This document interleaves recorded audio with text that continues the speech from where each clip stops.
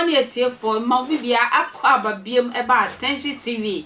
Ejo nyankopon boye nyina ho ba attention ahwefo. Ya san hiem wo habiem. Eye kwientwa na ma trans ya mede ensempa ba begu apon so se ne obehu ne ma. Ekoso ewo Ghana memha.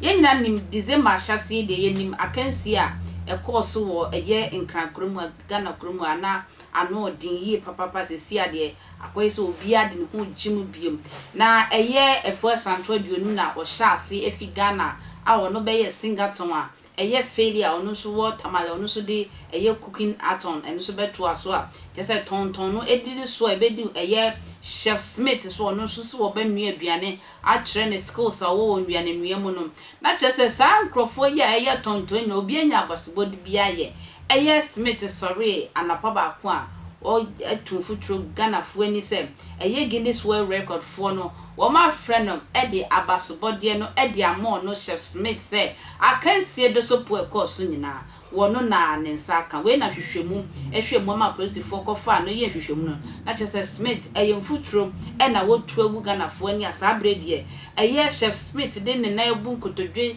a wo pa Ghana fu achew se wo nim ne e ba ne so ye de be hye bonsam I man yes Africa dam game na anko de ba be Ghana fo ani mu ase we asem ya ya rehu yi papa a che Smith we Ghana fo nyina ani mu ase ta kansie se na wo yese no na aye nim gu ase kase a wono akasa edi pachoba we na Mann trance one of the FM stations na e commodity na Sally said this is the time was a Ghana fo se si ani e wire fia na se si ani enya humobo bia ma obi asebe wodi nkwasi asem yen fast eye chef Smith en set example ni entwena so asotwe bia wo se wo a ye de ma Smith ye na wo se ye de ma ye menye wo ye mobo ye nya ma ne nka Ghana fo se si ani e wire fi no asotwe bi wo ha wo se ye de ma no eye Mann na e kan we ma ye ntie no mra sisi a chef no go mental problem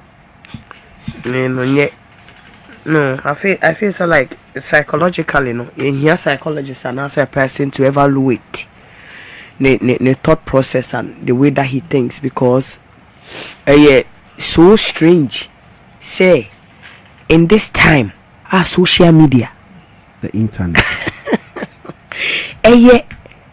it's crazy for somebody didn't busia for better say no not drenye me until say ebeba ka say nya na dwenye no na dwenye no because it is say obeko chro say singaton course yi no wa chro say na wugina wona as no wa cookie so ache wo cookie che pa Ghana for I feel say they are very sympathetic as people but for this particular one they shouldn't let it slide. It shouldn't.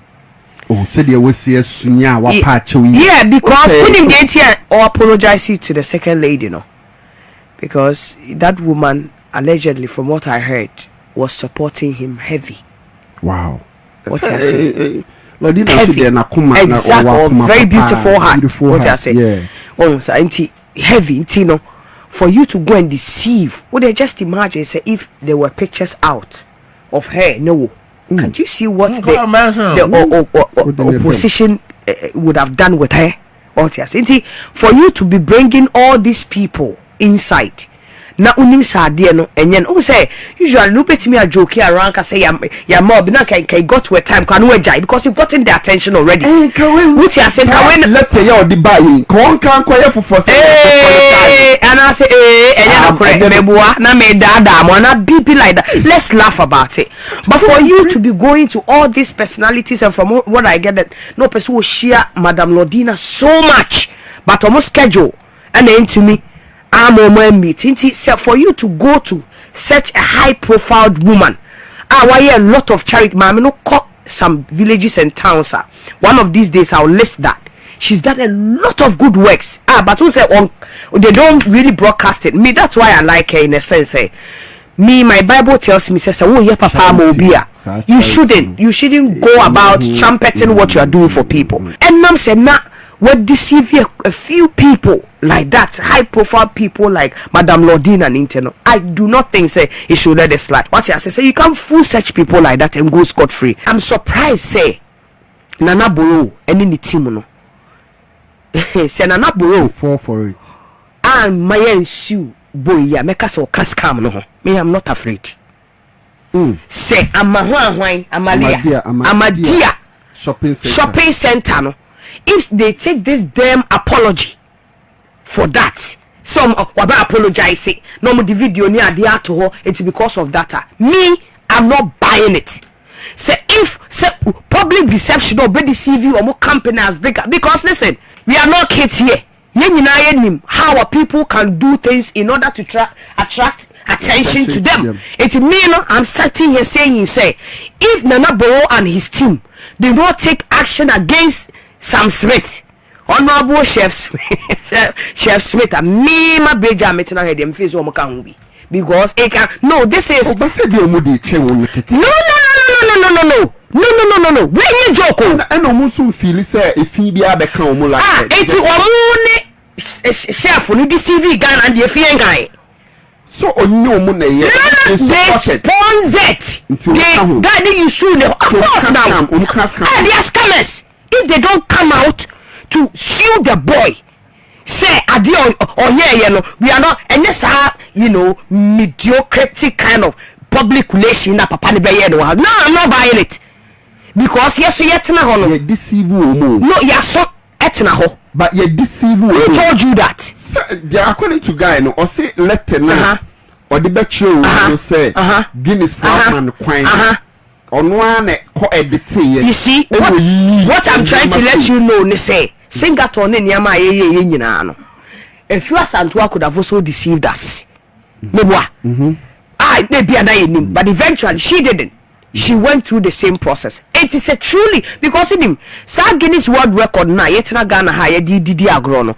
It's really people are really fetching out of it. It's opening doors for people. It is not a joke. It is a pass. I'm a dear shopping center, and you're part of this karma. We are not taking the video. It can be said, Uba Besu. Where they take the fall for us, Besu, because near Bow. According to you, yes, now. So we see now, and the media said they are not part of it. But say, man, soon because any joke 33 days, and you are not coming for how go to be 33 days for cooking. I'm a young Robert Fire, come starting now, obey no panatissimo near Ghana for rubbish fire, went to be